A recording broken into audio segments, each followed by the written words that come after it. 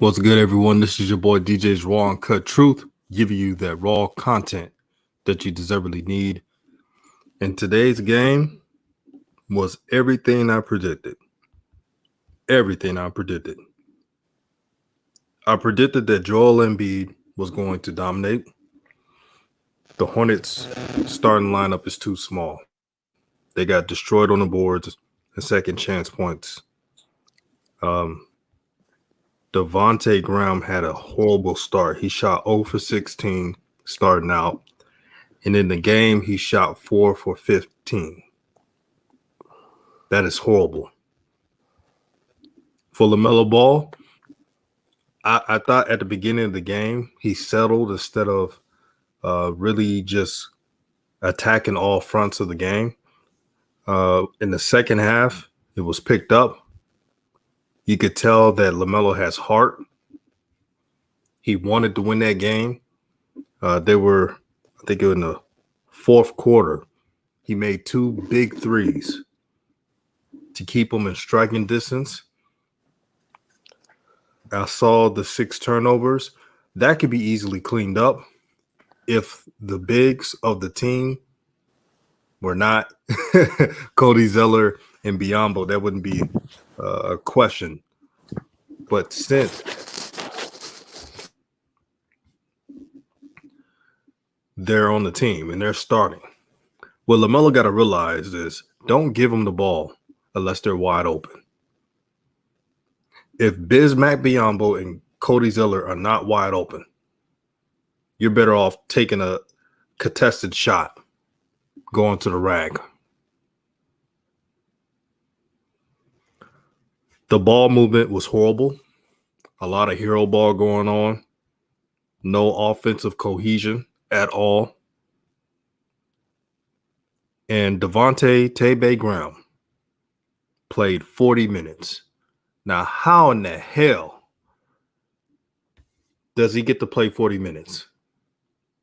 Now, I will understand if this was like Rozier or Gordon Hayward, but him? And did you all see that idiotic play he did? He got he got fouled on the 3-point line. He's supposed to shoot 3 free throws. He made his first 2. Now, the coach did not say purposely miss it. He does it anyway. James Borrego was losing his mind, and deservedly so. I'm not trying to be tough on Devontae Graham, but I'm just telling you what I saw. Shout out to Paige Custone. She said, yeah, low assist this game. Horrible. No ball movement at all. Selfish basketball. You cannot win that way at all. But this game was really bad starting out. They were losing by 26 for crying out loud. And I told you guys, the Hornets, when they play against real deal teams, that stuff will not work. That little comeback shit that they do doesn't work. They got to get a big 2 guard, and they got to get a strong and very versatile big if they want to win more games. Somebody, Trent Tompkins says, not going to lie, Monk was turning into a ball hog. I saw a lot of ball hogging going on from a lot of players, but I'm going to let my brother Unoriginal Truth speak his truth of what he saw tonight. Man, good evening, everyone, man. New media, know what time it is, get those likes up. Stay active in the chat. Brother, can you speak up a little bit? Hold on, can you hear me better now? Yeah, I can hear you. All right, cool. No, I was just saying, man, hashtag new media. Like, everybody, you know what it is, know what time it is, get the likes up, subscribe, get active in the chat. But tonight, I expected what I saw is what I expected. The Sixers are too big. I'm pretty sure they're the biggest team in the East, right? Personnel-wise. They're the biggest team in the NFL. I mean, NBA. Right. So, all right. So they're the biggest team in the league. Charlotte Hornets have one of the smallest squads in the league. So the bigs, that Charlotte's bigs were getting massacred every single time. Embiid looked like he was in training, like he was like shoot around, like he was shooting over cones. You know, he wasn't seeing anybody in front of him. So I'm actually surprised of how well Charlotte did to hang in there. Devontae Graham, I mean, the last show everyone was saying I was being a bit too harsh, but boy, oh boy. I mean, what did you guys see today? Nothing but shot chucking, inefficient shot chucking from the 3-point line. You know, you can't win like that. It's impossible to win an NBA game when you have a 5'11" guard who can't do anything else but shoot the ball inefficiently. How do you expect to get wins? Malik Monk, somebody said in the comments he was ball hugging. I noticed that as well. I also noticed how players were looking off Melo a lot more than they have done in recent games. For whatever reason, they were not. I saw Melo clapping at them to get the ball back, and they were like, "Nah, you're not getting it. Sorry, brother." And the decision making, the amount of turnovers I saw today, even from Melo, I didn't think Melo had a great game, even though he had the 22 points or whatnot. I was actually quite disappointed with his game. I expected a lot more from him because I know he can do a lot better. There's a few turnovers with the travels and whatnot. I just put that down to lack of concentration, and also due to the Sixers being a big team, seeing Embiid at the rim or seeing Dwight Howard at the rim, it's obviously gonna make you second guess sometimes. But yeah, all in all, result was what I expected. Charlotte did well to hang in there, but yeah, Devontae Graham just shot him out the game in the fourth quarter, to be fair. Brother, I pray that I don't have to see Devontae Graham with this team next year. I hope that doesn't happen. Because if that happens, you're clearly not trying to build for the future for LaMelo Ball. And Brother Rev, what are your thoughts on this game, bro? Turn your radio down. Turn your radio down. It's about to go down, bro. It's about to go down. This ain't gonna go the way some of y'all think it's about to go. Look, man. When I first came on the channel to support my brother DJ, I was towing the line. And I've been 10 toes down with this line the entire time. When you try to drive a Ferrari like a Mack truck, or you try to drive a Ferrari like a Honda Civic, you're going to end up messing up. You're going to end up messing up a luxury car. The turnovers that we seeing from LaMelo, I blame James Borrego. And I blame that raggedy-ass Charlotte Hornets system. Yes, Melo can do better, and he needs to do better. Like DJ said, he needs to recognize who he's passing the ball to. But the reason why Melo is not more aggressive in the first half, he's spending so much time trying to get these bums involved. He's spending so much time trying to get everyone else going instead of just taking over the game. Look, I had another engagement, so I had to leave at the end of the third quarter, basically. When I left that game, Melo had 10 points. I logged back on Twitter, the man got 22 points and almost brings them back. That lets me know if a kid can score 22 points as a rookie on the Philadelphia 76ers, as big as they are, he can score whenever he wants to score. That is a fact. I see Melo overthinking. I see him trying to make the right play. First off, a lot of times there's not a right play because your personnel is trash. And for all of you who was on here the other night capping for Devontae Graham, all of you that was sitting up here telling us we didn't know what we were talking about, the Charlotte Hornets, like I've been telling y'all, is a poorly put together team. I'm not giving Mitch Kupchak no credit. I'm not giving Mitch Kupchak no process. That team looks horrible, bro. They're winning in spite of. It's so many holes and so many deficiencies in so many areas. It's ridiculous. A lot of times during this game, It's hard to know whether this team is a G League team or an NBA team when they stand next to the Philadelphia 76ers. And it's all because these people are so worried about hurting people's feelings. You got to put somebody on the trading block.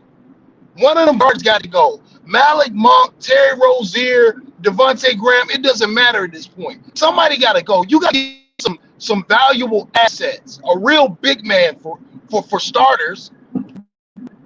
Joel Embiid was treating Cody Zeller like a stepchild. He was beating the hell out of this dude, man, because you don't have any respectable bigs on your team. You got 4 guards that you're in love with. You have to make a decision. Winning franchises and winning organization do winning things. What I saw tonight was an embarrassment, man. I do not want them to ruin this kid. I don't want him to be overthinking. I want him to be aggressive. I want him to play his game. Because most of the turnovers that he had tonight, it was because he was trying to get other people involved. That's unacceptable. I'm not done, but I'll pass it. You preaching, bro. And I got to add this before I go to hoop jargon. What disappointed me in this game, and I talked to various Charlotte Hornet fans before I came on the show via DMs.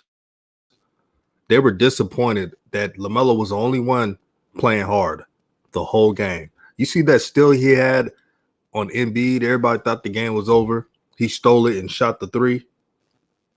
No one can ever tell me that LaMelo doesn't love this game called basketball. This kid wants it. All I want him to do is know his personnel. The turnovers will limit when you do that. Also, I need him to forget about setting up his teammates all the time. If they're not going to pass you the ball and get you set up, then you got to take control of what you can control. Maurice Hamrick says they saying he's stat padded.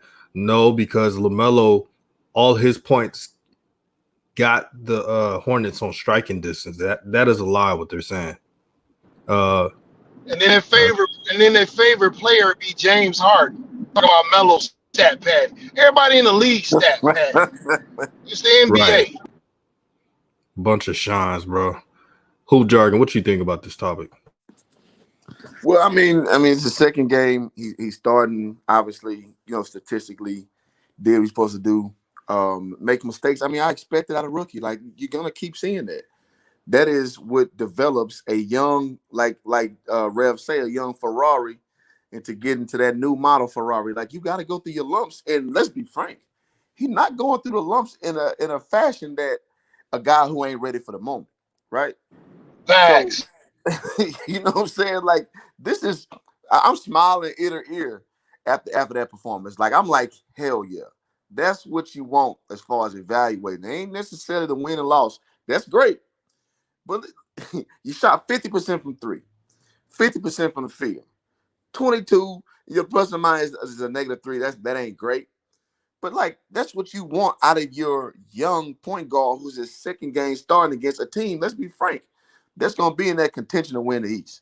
Like, that's what you want. Like, what else do you want out the kid, man? Like, you can't have these lofty expectations or say he's stat padding. He's not that kind of guy. And y'all will see. I mean, you just got to know the corny shit just going to be said. But, dog, he's looking great. I'm not going to lie. He's exceeding my expectation from being in the starting rotation. So I'm smiling ear to ear, bro. And that's just real talk. Facts, bro. And we got the brother 313 in the building, man. What's good with you, bro? What's good, everybody, man? Shout out to my man DJ. Whenever I request to come on the show, he just say, all right. He don't say nothing else, man. His brother, always hold it down, man. Already, man. What you think about this game with the Hornets and Sixers? I do like how I do with every Hornets game. I watch it in spurts, and I didn't think the Sixers. I didn't think the Hornets were going to win this game, but I didn't think it was the point where they were getting blown out. It was like 63 to like 39 or so. Like, I don't know why. That's the point that I turned the game on after the first quarter. And I was watching that, and I remember I was watching Malik Monk. I'm like, you know, Melo's wide open, passing the ball, and he just chucks a shot, and I'm like, oh my god. So you know, this is what happens in the NBA when you're going against a team that's just way better than you. That's what happens. Even if you know LaMelo can try and you know will the team back on his own, at the end of the day, when you going against a superior team, you know that's what you look like. My man Rev said they look like a G League team out there. I'm like, yeah, compared to the Sixers and teams like the Bucks, you know, and the Lakers, you know, on a consistent basis in the 7-game series, they would look like that. But at the end of the day, like no bigs. I think they still lack shooting. You know, are there really any shooters on this team? Barely. Like I mean, who's the shooter? I'm hearing crickets. Please don't tell me Devontae Graham, whoever's like, in the chat. No, he's not, because you know, like most teams in the NBA, even if the team is bad, they have that one guy on the team that's, you know, like a shooter. You know what I'm saying? And this team doesn't have any sharpshooter type guys. Like even if he was a trash guy. But like a guy that's not even good, like Mike Muscala. But at least we know Muscala can shoot the ball. You know what I'm saying? There's not one guy on this team where like he's a shooter. I don't know how you like Rebels, right? I don't know how you build an NBA team and it's not one shooter on the team, like just a pure shooter. What league are we living in? And that's why, you know, LaMelo is pressing and trying to get his teammates involved. And you see a lot of turnovers, but if he had a lot of more space to operate, Rev, he would score just like you want him to. When it's clogged up like that, he has to get his guys involved, because it's kind of like if he doesn't, they're gonna lose unless he scores 50. So you know he's gonna have to try. He's gonna have to try, but I'm glad he's finally starting. But I just want to know what the point of Terry Rozier is at this point. You know. Like I don't like, you know, Terry Rozier, you don't really need him. I hope he stays on the team. I don't want Terry Rozier to leave and LaMelo stuck with Tebe. Like I don't want that. If you're gonna trade Terry Rozier, you better trade Graham. Maybe you trade Terry Rozier for a shooter or a big or something, because you like I just realized this team don't have any shooters where you like just a shooter, man. You know what I'm saying? Like a JJ Redick. Even if your team try, like my team suck, but we got like we got shooters on the team, like Atlanta, Kevin. You every team. I bet you I can name a shooter on their team except for this one. The Knicks suck, but they got a couple pure shooters on the team. Like, well, I'm gonna give you a little pushback, bro. 3-1-3. Can't say they suck. Where are the shooters, bro? You can't say they got shooters and say they suck. So. I mean, it's not even that. Wayne Ellington is like the third best shooter in the league, but he's not like our team still sucks. And 3-1-3. I mean, we got to be real. Forget a shooter. They ain't got a center. They don't have. You're right about that. They don't have. They don't have a serviceable center. Like let's just talk the real. Our brother Hoop Jargon was right. Melo starting game 20. It doesn't matter if it was an injury or not. So we're here now. So now let's put our big boy pants on. I remember when Kobe was in LA, and the next year he was in LA, they started cleaning house because they didn't want to raise Kobe around a bunch of losers, bro. Let's just keep it factual. And what you saw at the end of that game with Melo, that wasn't stat padding. That's called dog, bro. That's what that was. That's dog. That's someone who's not accepting. No, this isn't a loss. We can still win. If he was stat padding when he hit that 3-point shot, he wouldn't have went up and pressed full court. As soon as he hit that 3, he was up in that guy's grill. What you have with Charlotte, and this is why loser organizations remain loser organizations. It doesn't start with the personnel. It starts from the top down. The organization has a loser mentality. What are you doing with all of those guys that look the same height, the same size, play the same position? At some point, you got to get out your feelings now. I'm not talking about next year. I'm not talking about the year after that. Now, you have to show if you want franchise players, if you want marquee free agents to come to your team, you have to show them a winning pedigree. It's time to get these guys on the trading block. Now, I agree with DJ, bro. I agree with him. I would rather see Terry Rozier. But at this point, DJ, you got to get whatever the hell you can get that looks serviceable. Because too many times during this game, I'm telling you, I'm looking at the court and I'm like, damn, this is bro, they had Caleb Martin checking Dwight Howard for long stretches. Caleb Martin was in the post defending Dwight Howard. That's unacceptable, man. And I'm predicting this. Y'all write this down. You're going to see a 40 burger from Melo recently. Because when you're dealing with a guard and he realizes, okay, if I pass y'all bums the ball, it's going to be a turnover and it's going to come back on me, bet. That's the next thing that comes. Bet. So I'm predicting a 32 or 40 burger in the next month for Melo because he's got that kind of dog in him and he's going to realize you can't force the ball to these guys. Sometimes he's going to have to be the scoring threat. And my bad, DJ.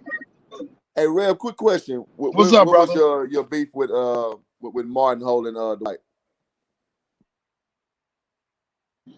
I just don't feel like you putting them in a good position to succeed. And I'm not even ragging on Caleb because I feel like he did a damn good job and he fought.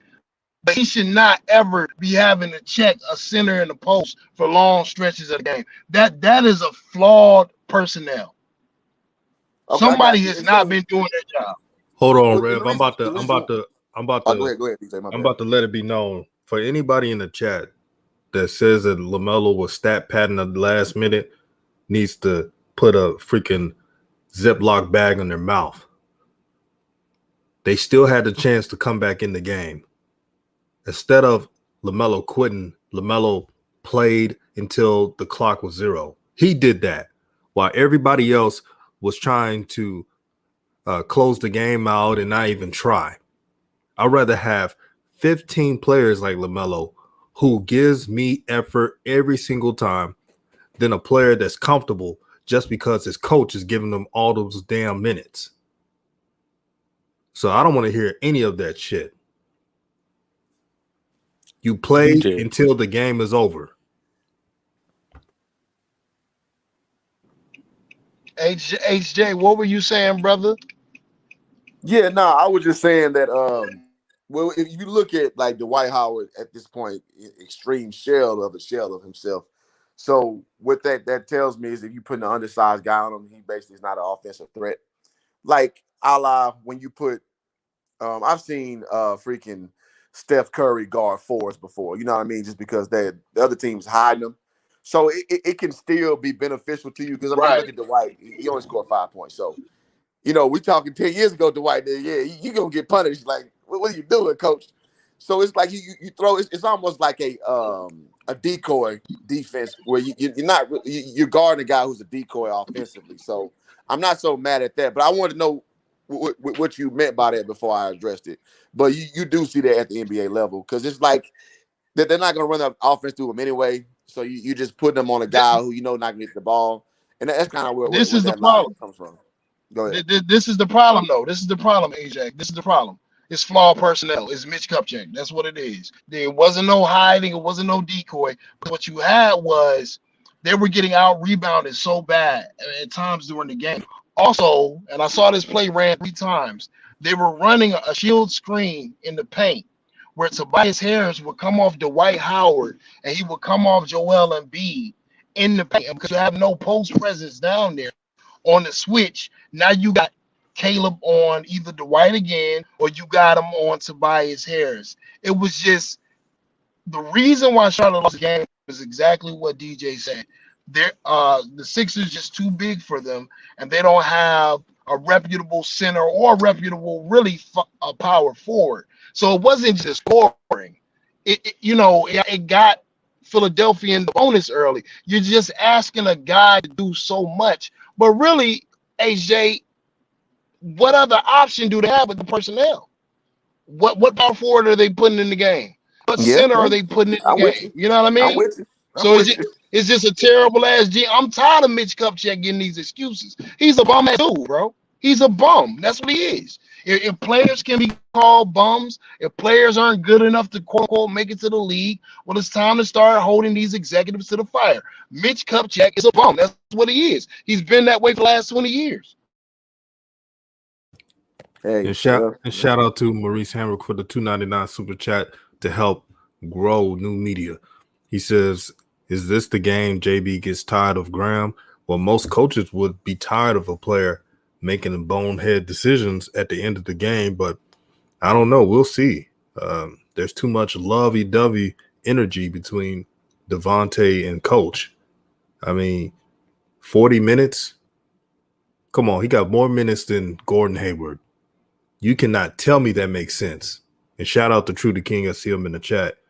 That doesn't make sense to me. Make it make sense. Hoop jargon. Why yes, would a sir. coach play Devontae Graham 40 minutes, more minutes than everybody else on the team? And he's stinking it up and he's missing a lot of shots. He shot 4 for 15 from the field. I would say in his mind, he's probably going to say that he was trying to force pace because obviously Philadelphia is a bigger team. So in JB's mind, he's using smaller guards to try to dictate pace. So in that case, you play smaller players at a higher clip. Now, we've seen it. It can win, especially the collegiate level. It can win. This level, against that type of talent, you better have that motherfucker better be on fire, and obviously that didn't happen. So I mean, yeah, the game plan fell in his face. So with me having no insight as far as what JB's game plan is, that's why you would play a smaller guard like that, those heavy minutes, like you say, more than Gordon, because you're trying to push pace where you can't beat him. But in HJ, size. I gotta ask you this. All right. Did it seem like Graham was pushing the pace? Because it seemed to me that he was trying to be more half court centric. The pace wasn't up for the Hornets, and it was the damnedest thing because they have the edge in speed, and they're not taking advantage of it. Well, so again, I'm talking game strategy. So game strategy that's what you would hope for in create matchup problems. And the fact that he didn't do that and he stunk it up, it just, it's kind of like the Wile E. Coyote bomb blow up in your face kind of thing. He had this great plan and it didn't work out and you look like a goddamn idiot. So that's, how it played out on the court. I mean, you asked me, well, why'd he do that? And that's what I'm telling you, like, as far as his strategy, what they came up on the whiteboard before the game started. And also, and shout out to the GOAT. He says, DJ, let me tell you something. They need a center to trade Zeller and Graham. They also need to stop looking Melo off. And he still got 22 points. For LaMelo to have 22 points, most of his teammates looking him off. I've seen it. Don't say they weren't doing it because I saw it. That's truly amazing. And it's not being talked about enough. I'm tired of it, man. Like, why do these brothers got to play on selfish teams? Now, Go ahead, DJ. I'm sorry. Yeah. Why? I get ticked off every time watching them play because the teams they're surrounded by, the teammates, they got their own agenda. They're out here taking every shot they want. And shout out to Maurice Hamrick for the $4.99 super chat. He said there's no way MB1 goes back to the bench, right? Melo has been playing tough as defense in his starts. Yeah, you would hope so. But this coach is too unpredictable, man.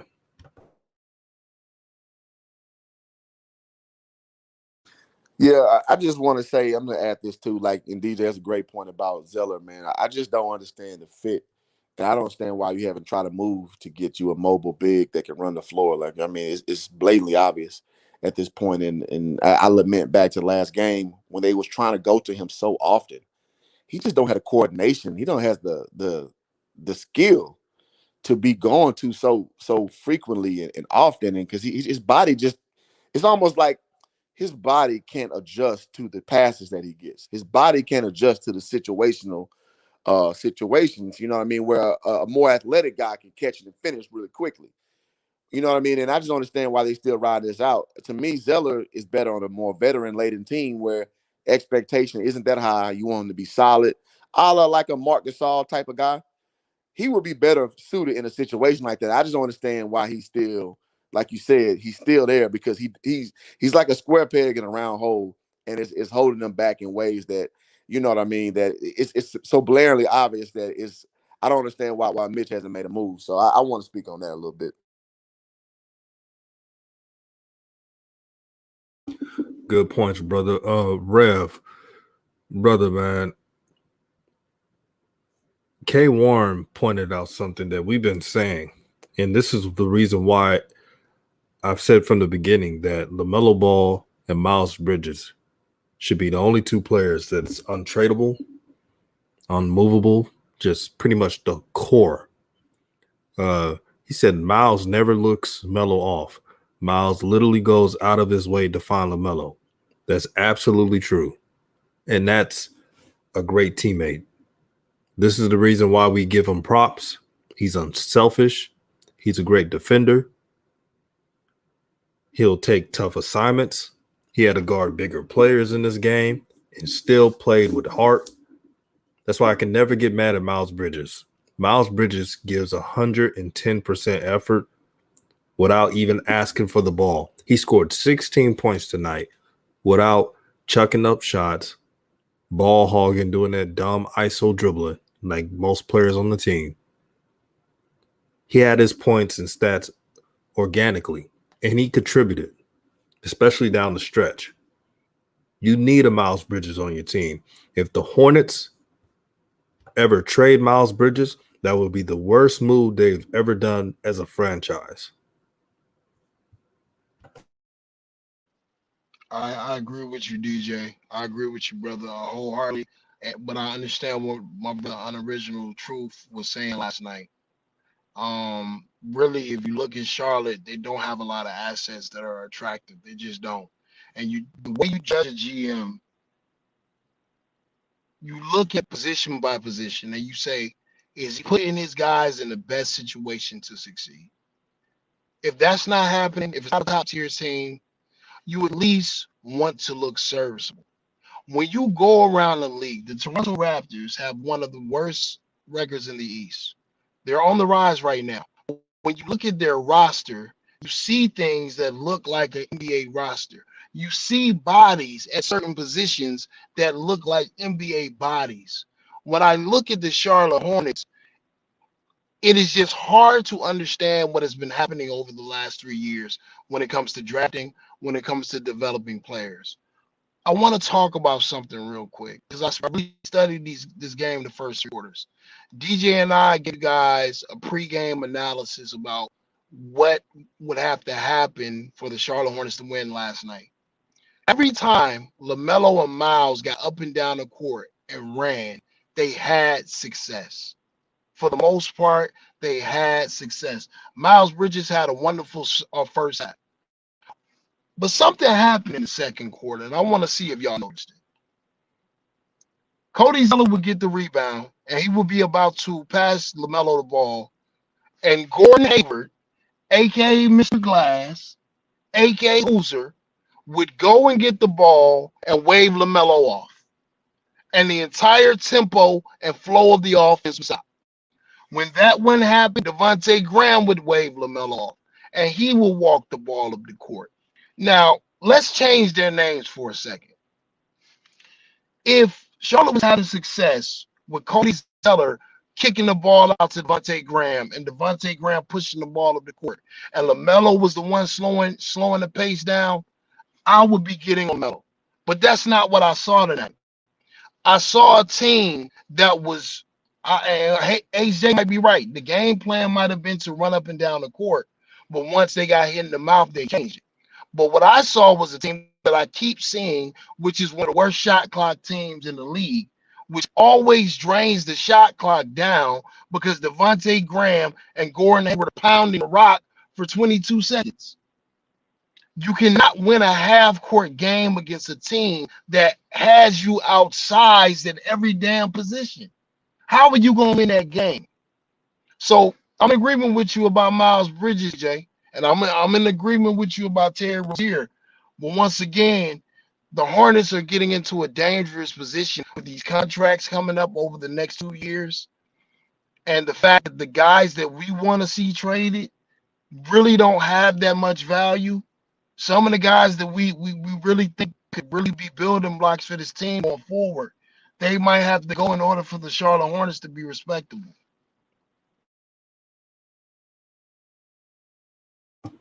Wow. On point, brother. Unoriginal. The Hornets are going to play the Jazz, which is a difficult matchup. You know about Gobert and Donovan Spider Mitchell. But what do the Hornets need to do to win that game? Not Pray. playing no zone defense. If they play, yeah, pray hard. They play that zone defense, they're done for. If Utah get going in the first quarter, then 3 points with that free ball, say goodbye. Utah are looking serious right now. Whether they continue that into the playoffs, it's a different question altogether. But right now, they're one of the best teams in the league, and it's difficult. I don't know. I don't see them winning that one against Utah. Yeah, I would say I'm not saying that they could actually do it, but you gotta stop Donovan Mitchell, and then you gotta try to somehow get Gobert in foul trouble. You know, maybe if LaMelo can get him in foul trouble, get him off the court. But those are the two things you're gonna have to focus on. Obviously, you're gonna have to play some defense, you know, and no Tebe, you know, just move the ball and play like how they normally supposed to play when they win games. You know, I feel like a lot of times the Hornets, you know, play like how DJ was talking about, and they play really, really selfish. If you actually play like a team, they can compete. You know, Utah, man, Utah will fall asleep during the game. That's all I'll say. But they're very, very good. But I don't see them stopping Donovan Mitchell. But if you somehow can do it, then you can win the game. Man, I'm gonna take it back to the AAU days, man. Because I mean, let's be frank, this is an AAU team we talk about here. You just gotta go out there and bust somebody in the mouth, man. You gotta go out there and lace them up and just ugly game. You win on every facet of the court, out athleticize them because that's a well-oiled playoff team. We're talking is coming in, and the Jazz know who they are. They don't play out of character. A lot of savvy veterans, and Donovan Mitchell plays like a savvy veteran, even though he's a younger guy. And again, it's a team with identity, with a strong nose coach. They know who they are. So you just got to go out there and hit them first and just play hard and just hope when the score clock says 0-0-0, you came out on top. And that's just what it is. Like when they went against, Milwaukee. This is what they got to do. I mean, game planning, I mean, hell, we ain't behind the fire line, so we can say all kind of shit, but it's what kind of team going to show up? You ready to take the task and you going to take them out their game? Or you going to sit back and let them do their thing, and lose by 20 and head on to the next game. And then let me say this real quick, DJ, man. One of my co-founders of Hoop Jargon, man, he died 2 years ago to the day, man. So I want to give a shout out to my boy, Ernest Preston Walker, man. And so it's been a tough blow for the Hoop Jargon community since he passed. I'm talking about the Facebook group and community. So I couldn't let the show go by without me giving a shout out to Ernest, man. No doubt, man. RIP. And they got to pray. I advise the whole team to pray before they play the Utah Jazz. They got to be smart with their shots and do not take dumb shots. That's what the Jazz want their teams to do. They want opposing teams to take horrible shots. They know they're not going to drive to the basket. If you don't try to get Rudy Gobert in foul trouble, it's going to be a long night. Don't worry about him blocking your shot. Just be smart attacking the basket. And the GOAT says, DJ, I'm going to say something that's absolutely should consider them trading Gordon Hayward, Graham, and Zeller for good pieces to put around LaMelo. Here's the problem. Gordon Hayward, no matter what you say, is playing like an all-star, Plus, who's going to take that contract? Got to think about that too. But I came to a realization that Gordon Hayward will be on this team for a while. But it's up to the organization and coaching staff to let everybody know. Rerun everything through the point guard. That's what they got to do. Walter Robinson says if LaMelo is that guy, he has to take that bull by the horns, manage his game, and demand his respect. Yep. Gotta demand that respect. You know, those players want what LaMelo has. They want his fame, his notoriety, even his fortune. And I'm not trying to say that all his teammates are jealous. I'm sure they're good teammates off the court. LaMelo's a good dude. He's a friendly guy. But, man, you don't know everybody's motives. That's why I tell certain young players, you got to take your future in your hands. You can't wait on everybody else. Sometimes you got to cut somebody out. They ain't going to beat you up. It's the NBA. So I want to see that from LaMelo more. It's the only way. It's the only way to gain that respect. And I'm talking about real respect. When they know you say some shit, they'll pass that ball back out and say, sheesh, bro. I didn't know you was like that. You know what? To be fair to LaMelo, I saw a lot. I saw a bit more of that in the fourth quarter today. Like I saw him visibly getting pissed, like clapping at these guys, like, "Yo, give me the damn ball! Like, give me the damn ball!" Like I've never seen that from him. Like he was looking at these guys going out of the court and just clanking shots, and he's like, "You're just shooting us out the game. Just give me the damn ball, man. Just let me cook."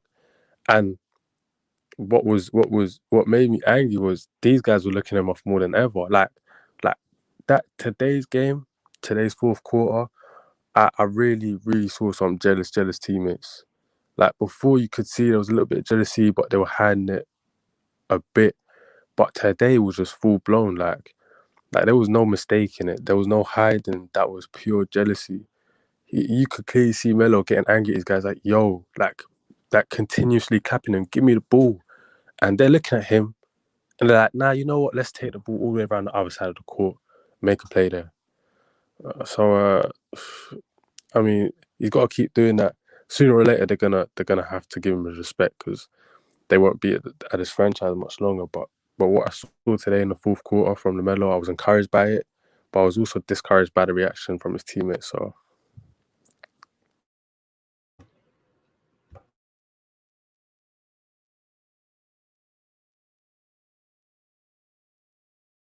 Yo, Rev, you was gonna say something? Rev. You out of there. Oh, yeah. Hey, I'll tell you what, man, Lonzo can take a damn page out of LaMelo book.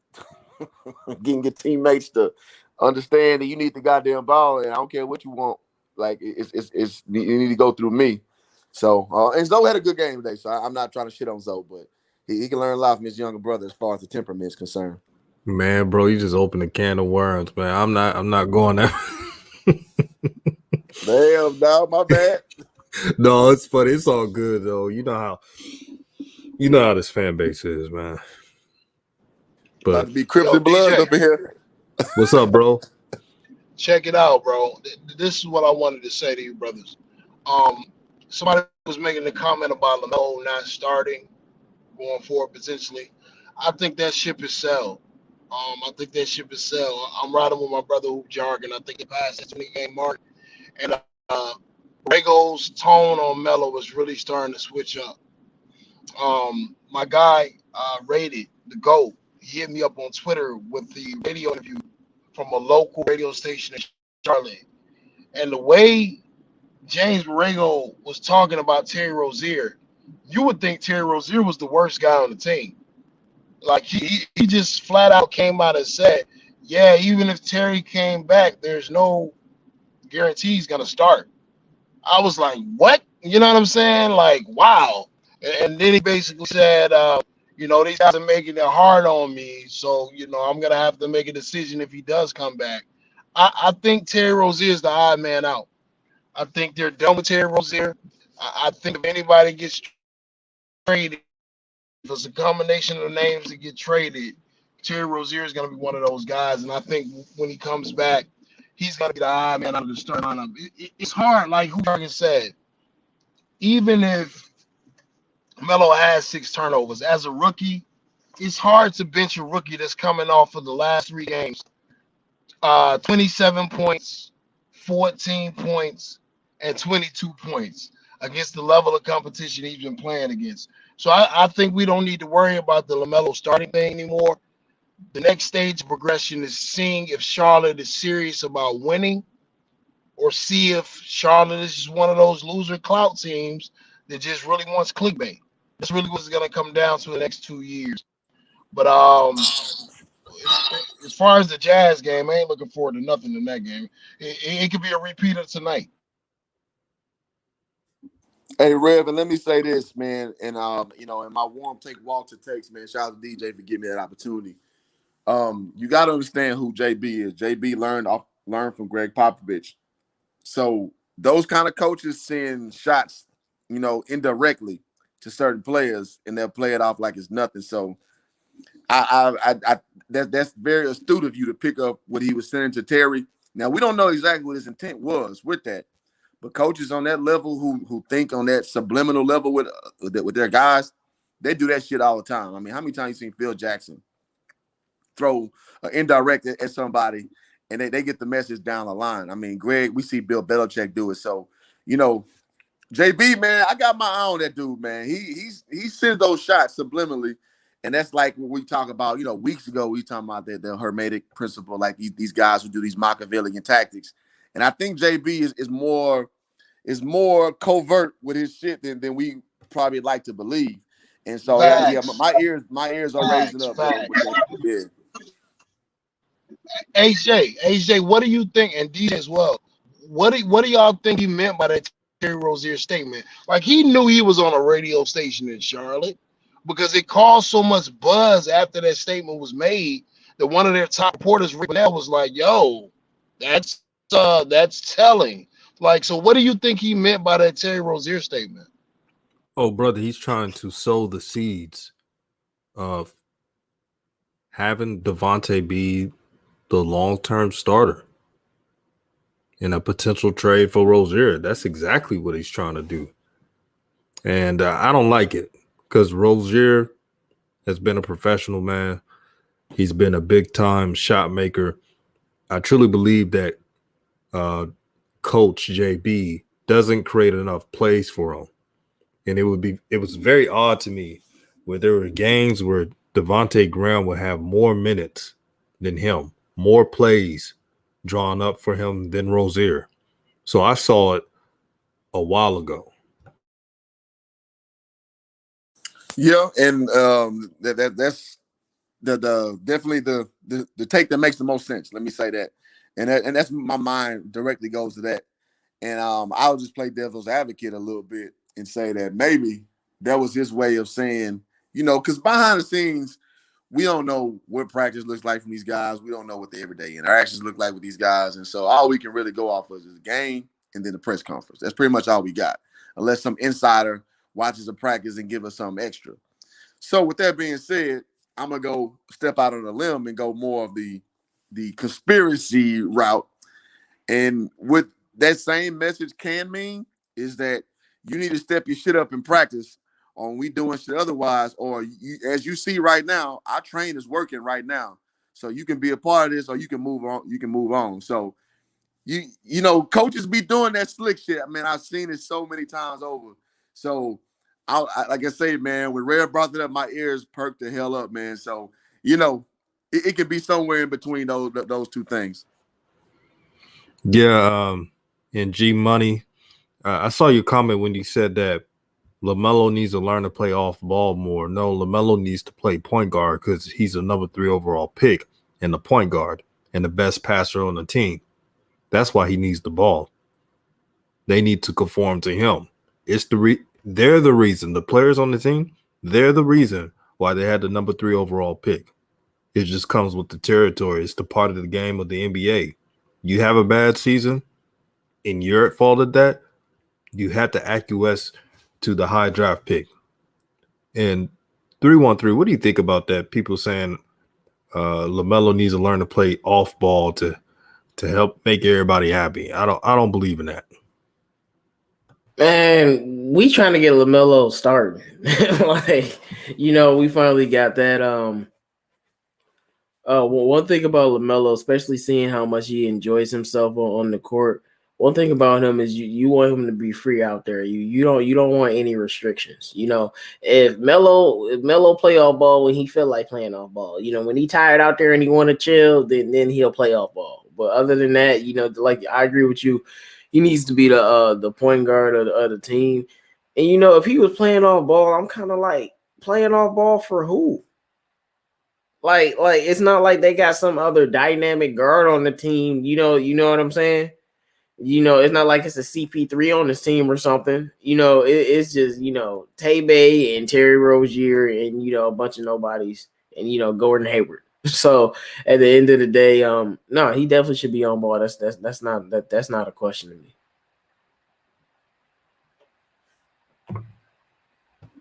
The GOAT says, bro, DJ LaMelo was playing off ball tonight. LOL, and dropped 22. Imagine him playing on the ball all night. Oh my God. Can you imagine the points LaMelo, not just the points, but the stats LaMelo would have if he was literally the point guard? I mean, the green light, astronomical. We have people in the fan base who were saying that LaMelo may make the all-star team his rookie year, but they were assuming he was going to get all the start minutes starting out. That didn't happen. I looked at a metric, and a lot of you looked at it. Do you know that LaMelo would average 18, 9, and 10 if he had 35 minutes worth starting? That would have been enough to get him some votes in the Eastern Conference. I know no one wants to hear it, but if you look at the fanfare and enough stats, that would have done it right there.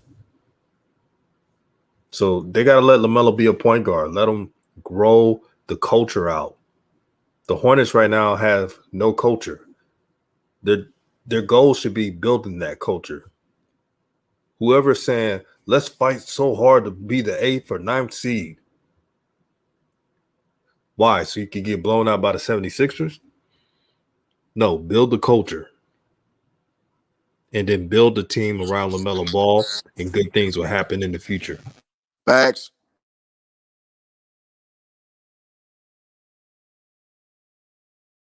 That's facts. And DJ, I was hitting you on things, so I stayed longer than I wanted to because the conversation was so fire, man. Thank y'all, man, who just sit here and listen to me. But yeah, and that's what Walters takes all about, man.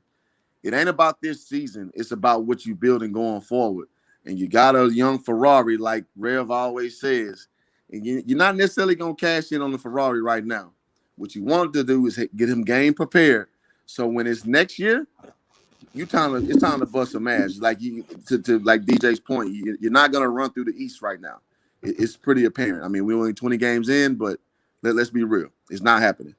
But what you want to do is sow the seeds for when he's ready to run next year, like with a full off season, with everything, with no barriers, with roster moves.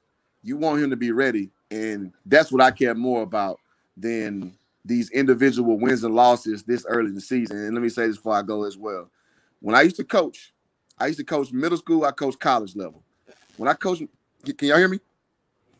Yeah, I hear you. Yeah. So when I coached middle school, I told my middle schoolers, and they are sophomores in college now. And some of them are damn good. One of my kids I had the year before them, his name is Royce Ham. He plays for the University of Texas.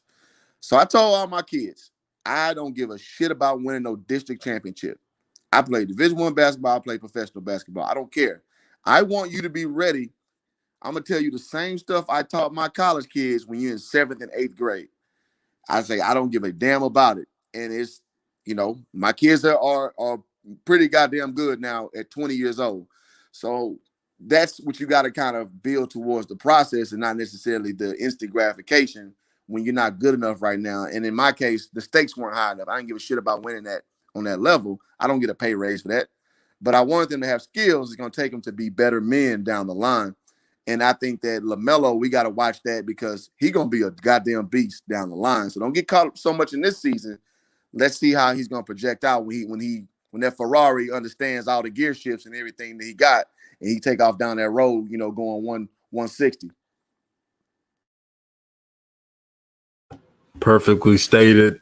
And let me answer this from G Money again, because he said this.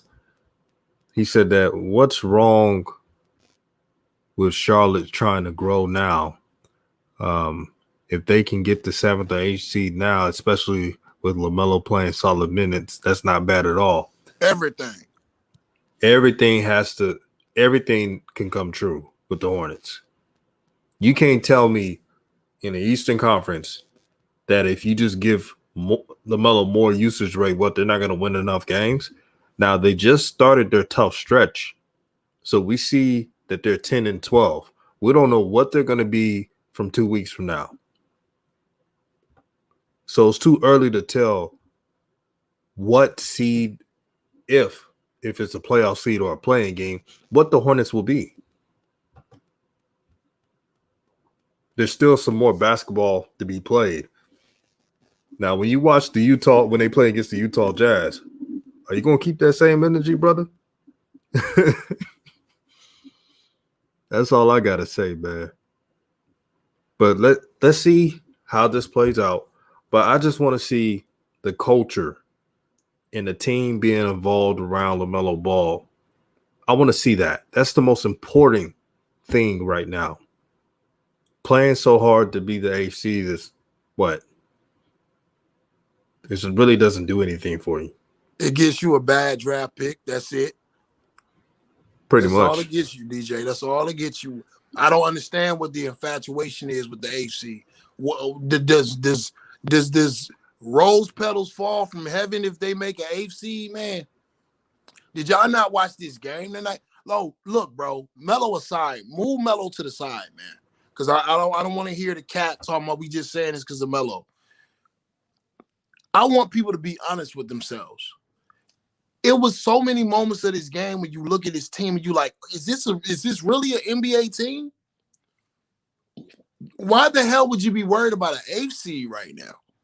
The Philadelphia 76ers were so committed to their process that they started a guy that they drafted in the same year and traded his ass the next year in order to build with Joel Embiid and Ben Simmons in the future. Look, man, we're going to keep saying it. Shitty organizations do shitty things. Too many times, white-collared individuals tell you to believe in their process just because they're white-collared. Like, inheritance never happens. Like, being passed down ownership doesn't happen. Like, it's not a small circle of owners that keep passing around powers to their friends. So just because these people are owners and GMs, it does not make them good at their job. The roster is so bad. Instead of an AFC, DJ, I would rather, just like you said, I would rather see development. I would rather see culture. I would rather see them putting players that they like on the trading block because they're willing to sacrifice to either win this year or win next year. If we don't start seeing these moves, DJ is trying to warn y'all. And he's being very astute about it. He's being very intelligent about it. But he's basically telling y'all, if Devontae Graham stays with LaMelo Ball, we're headed for trouble.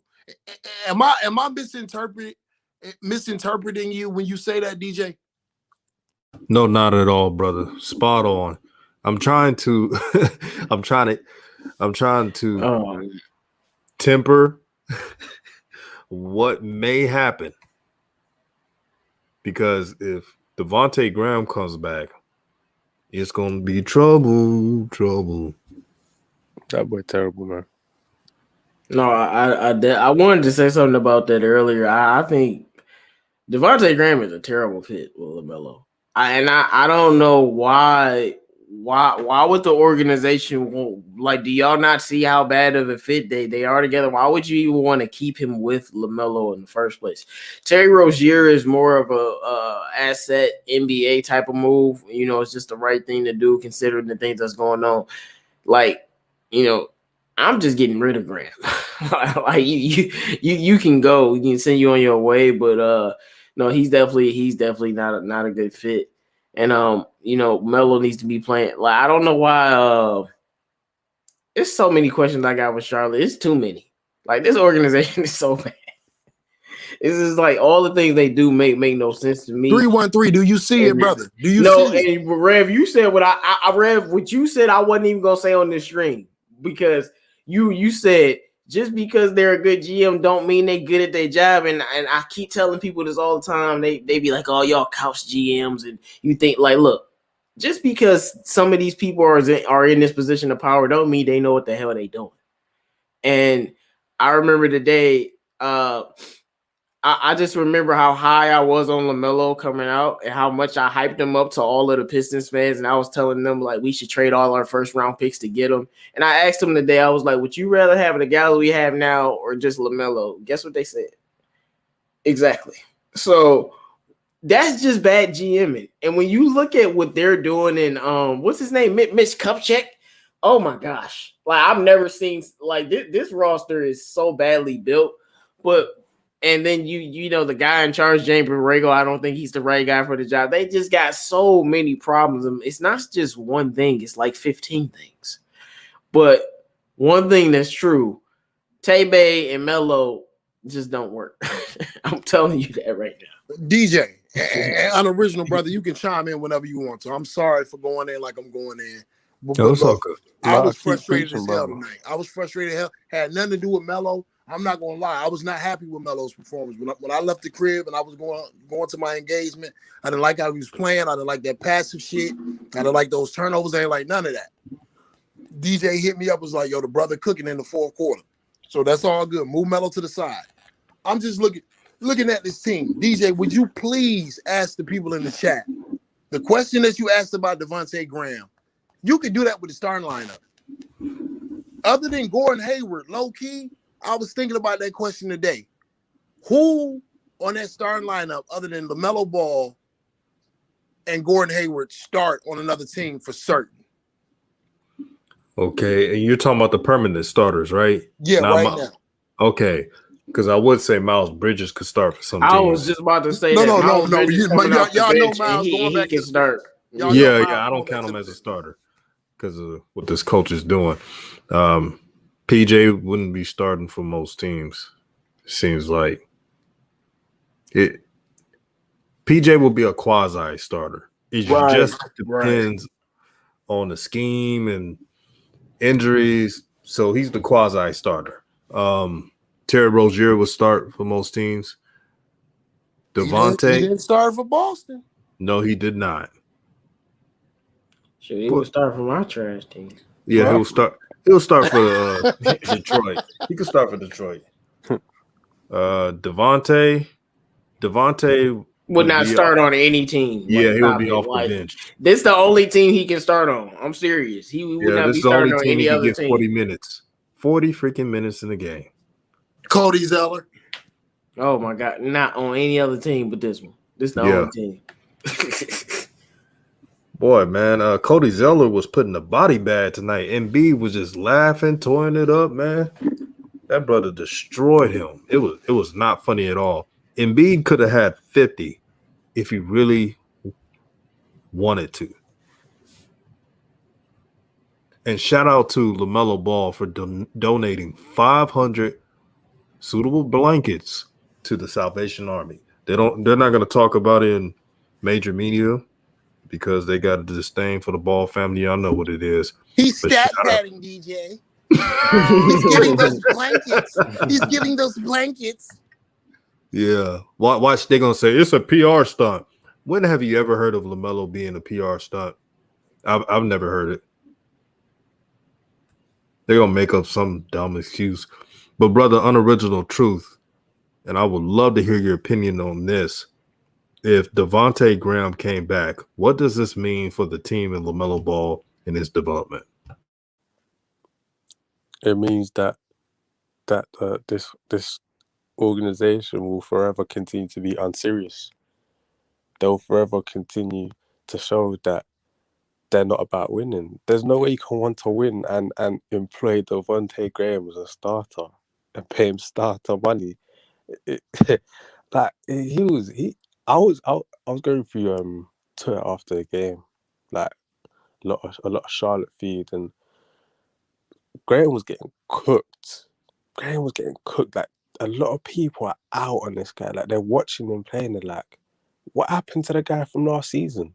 Well, what happened to the guy from last season was he's still the same guy from last season.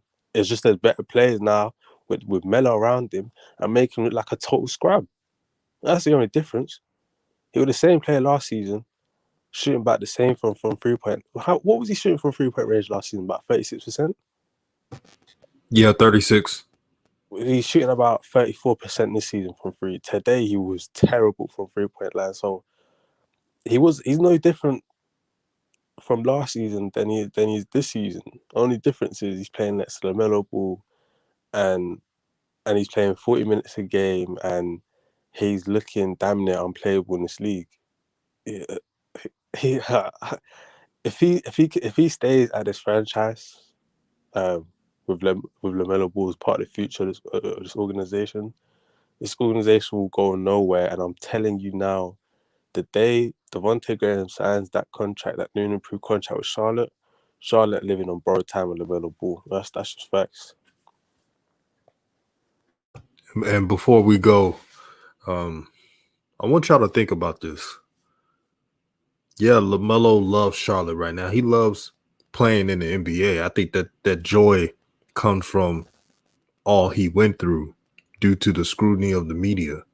And for him to finally just enjoy playing the game he loves.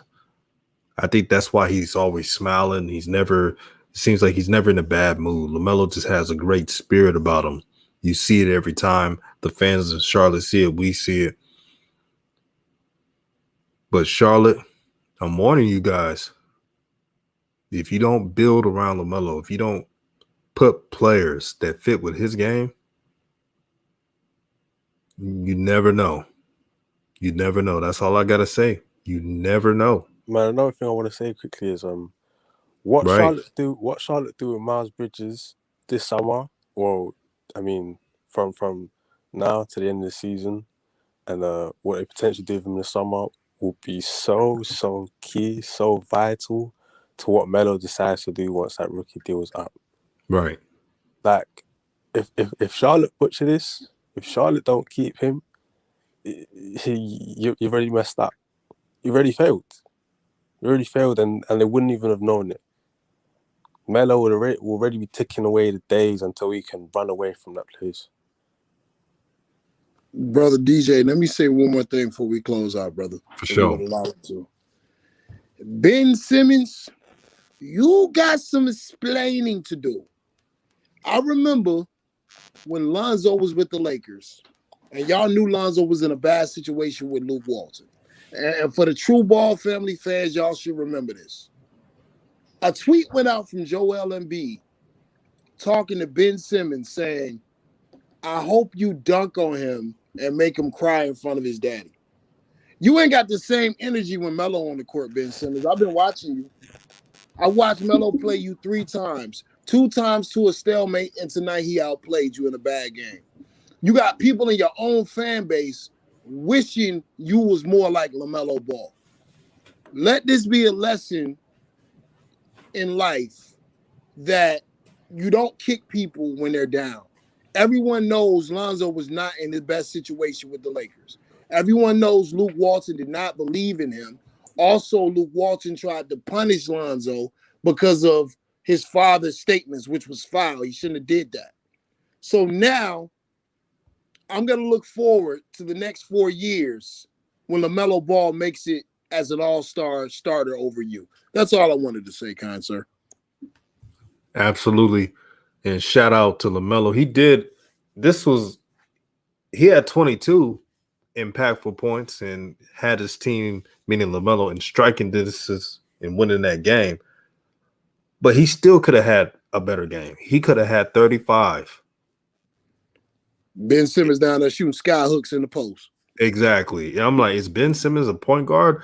Ben Simmons, I'm going to tell you what the media is not going to tell you. Ben Simmons is a point forward. He's not a point guard. Facts. Bro, Real, why you do that to me, man? You talking to one of the biggest Ben Simmons haters on the planet.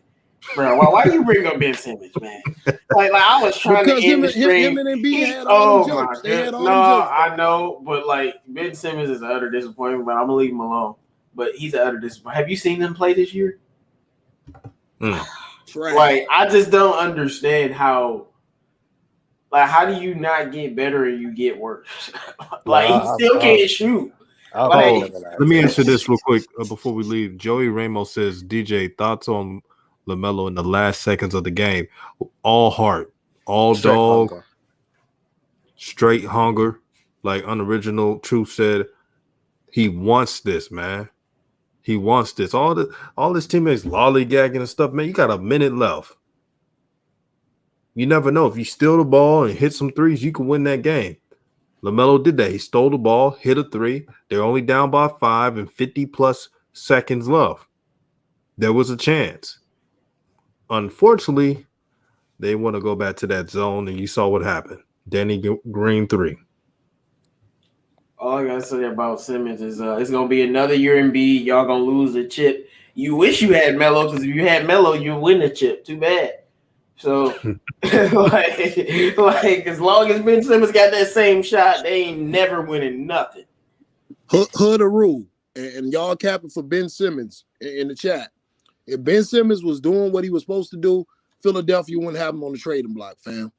It was rumors that the Philadelphia 76ers, and this was from a verified beat reporter for the Sixers, they said Doc Rivers wanted LaMelo Ball this summer. They were trying to trade Ben Simmons for Harden. No, he's not doing what he needs to do because bigger teams that aren't an AAU team like the Charlotte Hornets that have centers, they can make life tough for Joel Embiid. So now you need a guy like Ben Simmons to play his position and be a point guard and hit a three, but we forgot he doesn't take those. Right, he doesn't even take threes. And for the people that are capping for Ben Simmons, he hasn't progressed. They're talking about he made an all-star. Man, when the last time? And he stole a Rookie of the Year from Donovan Mitchell. I was so pissed about that. Yeah, Donovan Mitchell should have won that. I was pissed about that. But come on, y'all. You talking about you defending a player that when I see him play, it's not like he's playing point guard. He's a forward that knows how to pass. And he gets all his points from post moves like a forward. So how's that a point guard?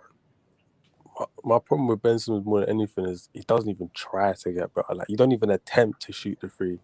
I have no time for people that don't want to progress themselves. And I look at Ben Simmons and I see a man that's comfortable with the skill set he currently has, with where he's at, the contract he's on. He's comfy. He's comfy. He doesn't. He's not trying to win. He's not trying to get better, because getting better requires him working harder, working on his game more. And I feel like he feels like he's good enough to get by right now. They're already giving him the contract, so the money's there for him. So I see a man that's not trying to get better. If you're not even attempting to shoot the three, not even attempting, I ain't got no time for you, man. Man, I'm about to. This boy Zion attempted more threes than you and making more, bro. Come on, bro. All Zion do is score in the paint. Like Ben Simmons, I don't got no respect for somebody like that won't even work on their game at all. And look, we know Ben Simmons is a great defender. He could guard all 5 positions. We know that really he's using the strength and his IQ on defense. And he's doing what he does best. So I can't take that away from him. But if the Sixers want to make it far, we know that Brooklyn's great, but they have an advantage with Joel Embiid, the Sixers do. If Ben Simmons could just hit threes. Yep. They could come out anything outside of 5 feet. Yep. But what's going to happen? What's going to happen, since you're saying Ben Simmons doesn't need to score? in the playoffs. So y'all go up against y'all go up against the Nets, they're gonna run KD on them with help underneath, Right. which negates him. They do it every year, and you guys are gonna lose. And Kyrie gonna be dancing and skipping through the lane. And it is what it is. But me personally, I feel like they're trying to get rid of that bum. No, they tried to trade him for James Harden, but they're trying to trade. He's still on the trading block. No, but yeah, they tried to trade him for James Harden, but Houston didn't want him. That's actually what happened. They I know they got other point guards, but I'm like, how do you say no to Ben Simmons? But they're like, no, we good. They're like, we good, bro. We'll take a Victor Oladipo in a 3-team trade. We don't want Ben Simmons. But man, it was an excellent show. This was an all-star panel. I don't care what anyone says. We got me, Rev, 313, JMO, Unoriginal Truth. You will see more of Unoriginal Truth. This brother is enlightened. He knows the game. And welcome to the team, brother. Thank you very much, brother, man. New media all the way. For sure. All the way from UK, man. Y'all heard it. New media. This thing is just getting started.